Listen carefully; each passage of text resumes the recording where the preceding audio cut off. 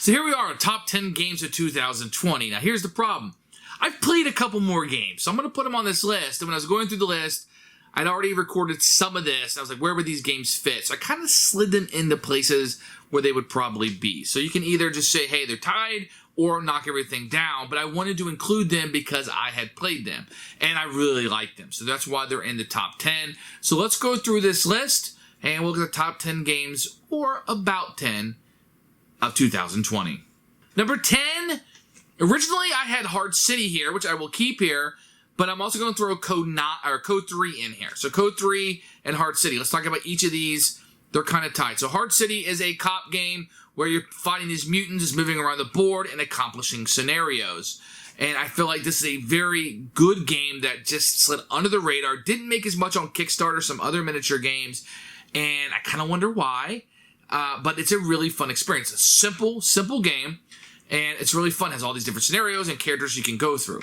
Now jump over to Code 3, which is a cop game, more set in like the Brook City, more like in a realistic thing of storytelling.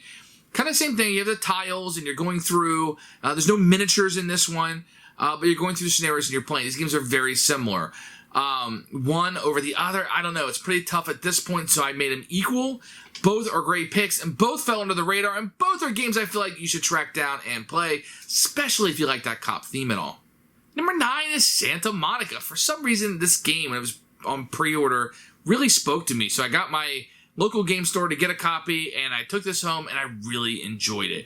The rules are a little heavier than you expect. It's not a heavy game, but a little bit more to the rules than you expect, a little bit more going on, but it's a very simple, almost brisk walk through Santa Monica Pier, and you're building your own pier, and when you're done, you have something unique, and it looks really cool, and then you score the points and see who won. It has this almost light feel to it, as you're going through. There's some things going on, you're moving people around, etc. But Santa Monica is one of the games I think is overlooked this year that you really, really need to check out.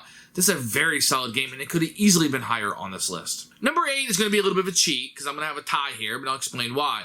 Originally it was Pan Am. Pan Am is this great root building game that was brought out by Prospero Hall. It's a very good, probably the mass market game of the year to me, and out of all the themed games they brought out, it's probably the theme people are probably least excited about in an airplane company or whatever, but this game really, really works.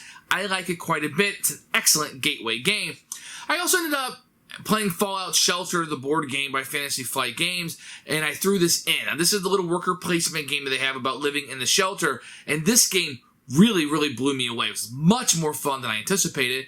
I decided to put these games together because I already made the list. A couple of these games I played a little late. I wanted to put in and bring some acknowledgement to them. And where would I put them on the list? So I decided to put it with Pan Am.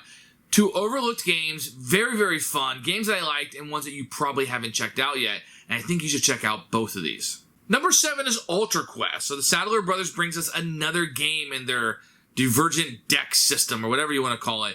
And Ultra Quest, I mean, I haven't played it a lot, so I feel like I could go up or down on this one, but I really, really like the system.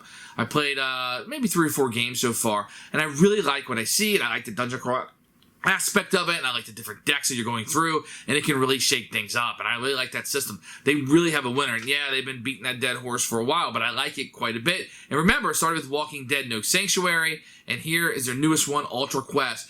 If you like the dungeon dwelling and you like that kind of generic fantasy, this is one you definitely want to check out. Number 6, this is funny because this is when I anticipated putting number 1, and it fell down to number 6 when I did the list, but it could have been right there. It's Harry Potter House Cup Challenge. This game really worked. I like the worker placement. I like the little vials that you're filling up with the magic. I feel like all that worked really well.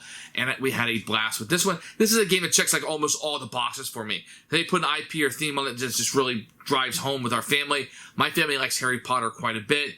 This really, really brought that picture home. And I think this is one that if you haven't checked out and you like the classic Euro games, this is it, people. And if you like Harry Potter, it puts it right over the top for you. Check out Harry Potter House Cup Challenge. Number 5 is quite a heavy game. It's Highrise.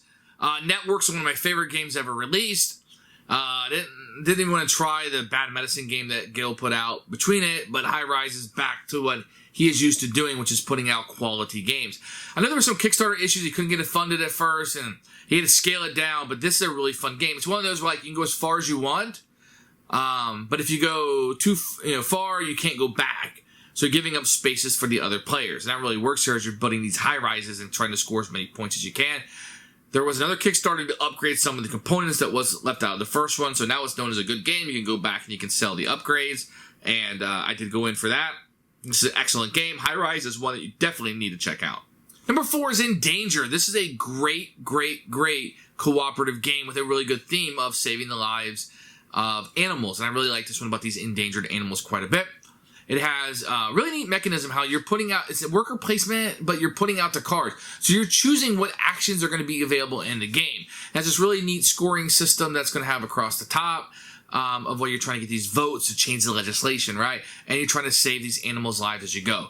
Endangered is one that was a Kickstarter, some expansions coming out with new animals, and this game needs more animals to kind of shake things up. I like it quite a bit. Endangered is a great, fantastic game. If you like cooperative games, this is the game of the year you need to check out. Number 3 is Pandemic Legacy Zero. This is one that I had a blast with. I like Season 1 quite a bit. 2 was kind of a letdown. Season 0 has been a hit.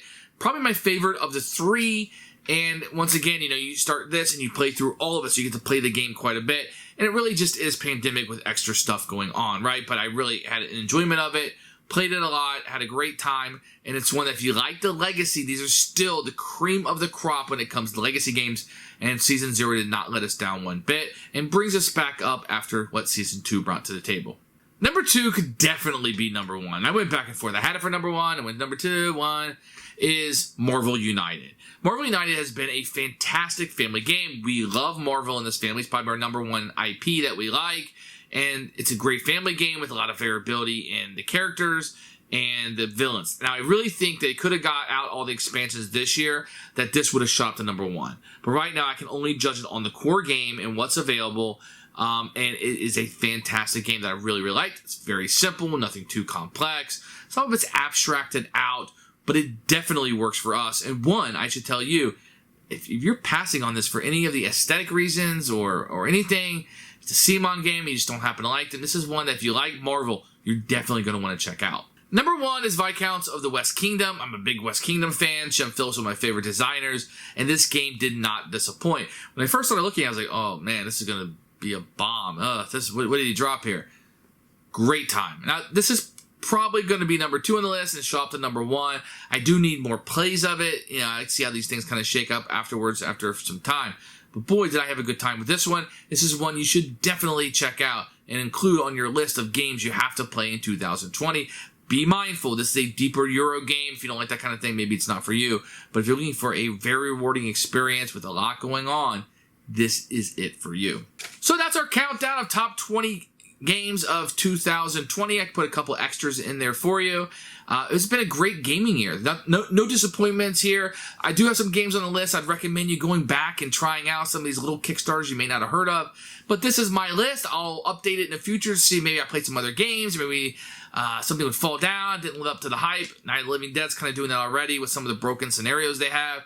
We'll see how that all plays out. But for now, these are our top 20 games 2020. I hope you enjoyed this list. If you did at all, please hit that like button. If you don't mind subscribing to the channel, it really helps us out and helps us grow. We're one of the small ones on the beat. Remember, I paid and bought for all of these games myself. So I hope you enjoyed this list, and these are my true feelings. Thanks for watching.